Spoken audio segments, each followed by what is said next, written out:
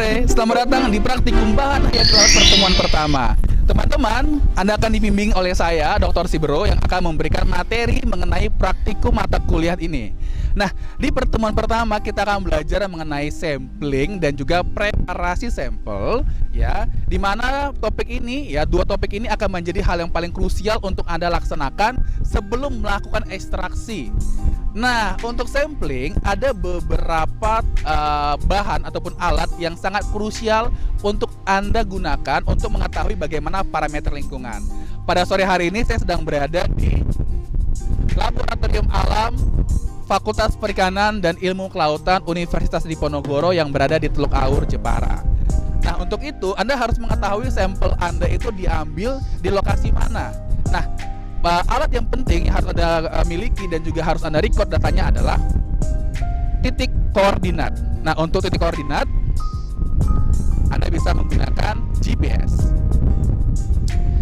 Setelah Anda mengetahui koordinatnya, kita langsung bisa menganalisis ya parameter lingkungan. Nah, ada beberapa data parameter lingkungan dasar yang harus Anda ambil. Yang pertama adalah salinitas, karena kita biasanya akan mengkaji organisme-organisme yang berada di lingkungan pesisir dan juga laut. Untuk salinitas, kita menggunakan alat yang bernama refraktometer. Nah, selanjutnya Anda juga harus mengetahui bagaimana temperature, pH, dan lain sebagainya.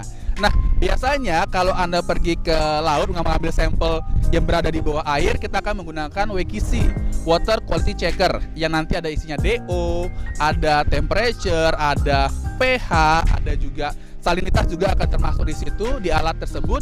Nah, tapi karena hari ini kita akan mengambil sampel yang berada di daerah pesisir, tepatnya adalah tanaman pesisir yaitu mangrove, kita akan menggunakan alat yang namanya soil meter.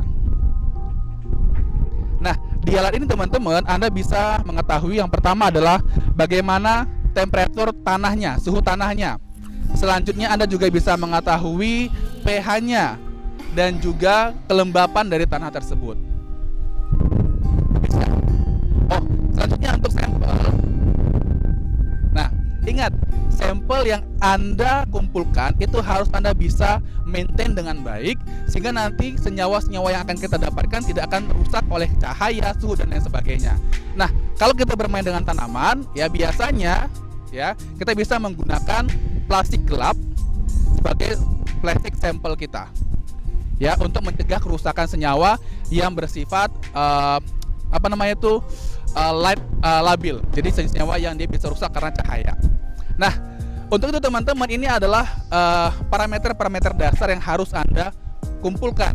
Nah, namun kalau untuk skripsi, tesis, dan lain sebagainya, Anda juga harus mengecek parameter lain seperti kandungan unsur hara, selanjutnya juga fosfat, nitrat, dan lain sebagainya untuk mengetahui bagaimana pengaruh lingkungan terhadap senyawa yang akan diambil dari sampel Anda. Nah, sekian pengantar dari saya. Nantinya ya akan ada pengantar dari asisten praktikumu mengenai dasar-dasar dan juga teori-teori.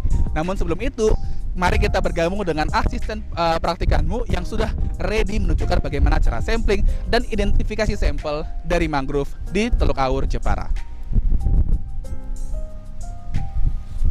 Halo teman-teman, perkenalkan aku Mirsa Septiana Mutik sebagai asisten bahan hayati laut tahun 2021. Nah, sekarang aku lagi ada di perairan Pantai Teluk Awur, dan di belakang aku ini ada apa coba? Ada mangrove. Ya benar, ini adalah mangrove.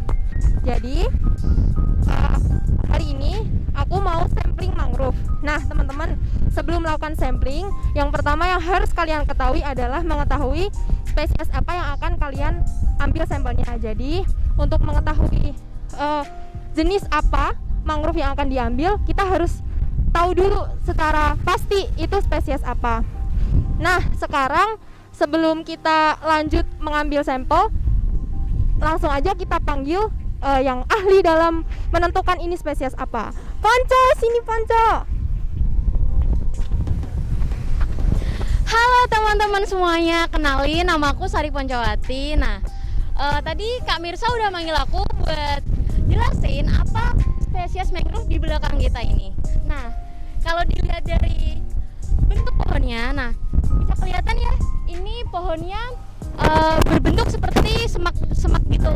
Nah, setelah kita lihat bentuk pohonnya, nah kita lihat nih bentuk akarnya kayak gimana. Setelah itu yang paling kelihatan dari jenis ini tuh di bagian bunganya. Nah, bisa kelihatan ya bunganya seperti ini.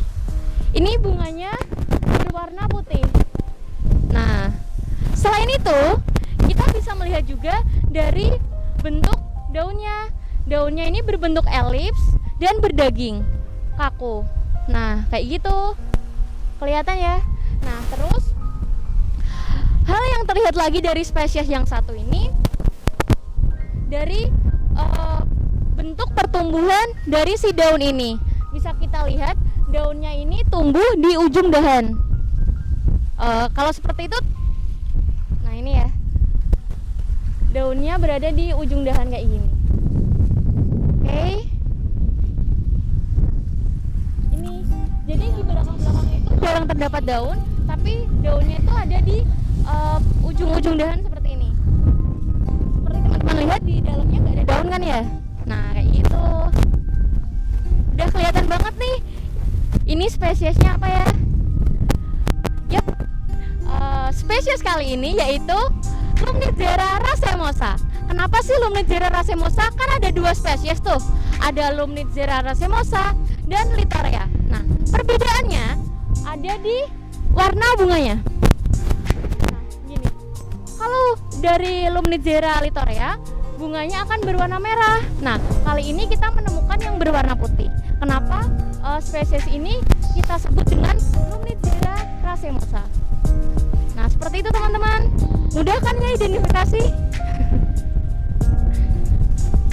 Oke teman-teman, setelah kita mengetahui spesies apa dari mangrove yang ada di belakang aku ini, sesuai dengan instruksi Pak Mada tadi, bahwa yang pertama sebelum melakukan pengambilan sampel, yang harus dilakukan adalah pengukuran dari parameter lingkungan. Nah, sekarang aku udah bawa nih soil tester. Jadi kita mau mengukur temperatur dan juga kelembapan, dan juga nanti mau mengukur pH yang ada di tanah di tempat hidupnya mangrove ini. Jadi yang pertama kita hidupin dulu soil testernya dengan cara dipegang lama. Oke, setelah hidup, sekarang kita menuju ke bagian tanah dekat akar.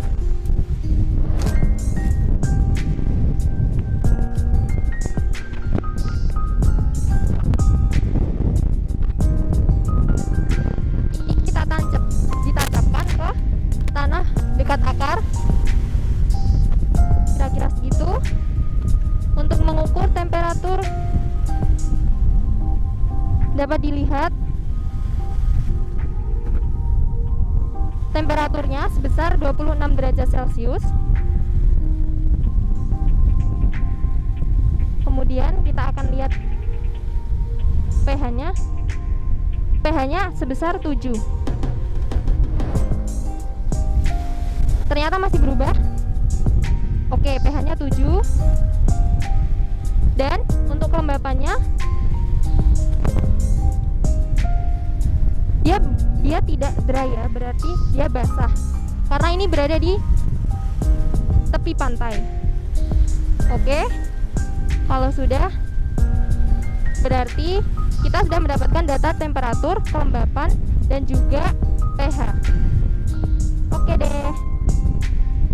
Oke teman-teman, setelah kita tadi melakukan pengukuran parameter lingkungan, selanjutnya kita akan mengambil dari sampel daun ini yang selanjutnya akan kita lakukan proses selanjutnya. Nah, pertanyaannya, apakah kita boleh sembarang untuk mengambil sampel daun yang akan kita gunakan? Jawabannya tidak, karena usia sampel atau usia daun ini sangat berpengaruh terhadap produksi metabolit yang nantinya akan kita ekstraksi. Jadi kita tidak boleh mengambil daun dengan usia yang tercampur. Jadi kita tidak boleh mengambil daun yang terlalu muda seperti ini, ataupun daun yang dia rusak karena terserang penyakit. Hal itu karena daun yang terserang penyakit itu bisa saja mempengaruhi produksi metabolit yang nantinya akan kita ekstraksi. Dan yang ketiga, kita tidak boleh mengambil daun yang layu. Jadi kita harus mengambil daun yang memiliki usia yang memiliki rentang usia yang sama. Oke, teman-teman, langsung aja kita ambil sampel dari mangrove jenis ini.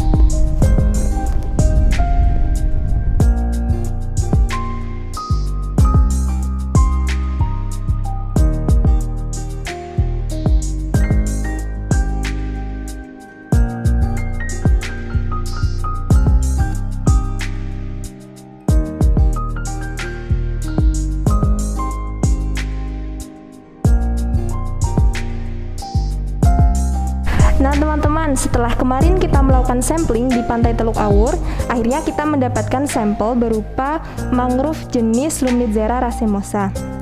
Dan tujuan dari praktikum kita kali ini adalah membandingkan ekstraksi mangrove jenis Lumnizera racemosa dengan dua perlakuan. Yang pertama, segar, dan yang kedua, dikeringkan di dalam ruangan tanpa terkena paparan sinar matahari secara langsung. Nah, sebelum melakukan ekstraksi, tahap yang harus kita lakukan adalah preparasi sampel. Yuk kita lihat bagaimana proses preparasi sampel dilakukan. Yes, we were born to make history. Like an echo in the forest, kind of echo that I'll get you. I'm a window of tradition. Yeah, life goes on. Oke teman-teman, ini perlakuan yang pertama, yakni sampel mangrove segar atau fresh. Dan ini adalah perlakuan yang kedua, dikeringkan di dalam ruangan tanpa terkena sinar matahari langsung. Nah teman-teman, kita baru aja selesai melaksanakan tahapan praktikum yang pertama, yakni sampling dan juga preparasi sampel. Selanjutnya kita akan masuk ke tahapan yang kedua, yakni ekstraksi. Tapi kalian harus sabar dulu, karena kita akan ketemu lagi di pertemuan selanjutnya. Jadi tetap stay tune di praktikum bahan hayati laut bersama Cibero Project. Dadah. Stay with me.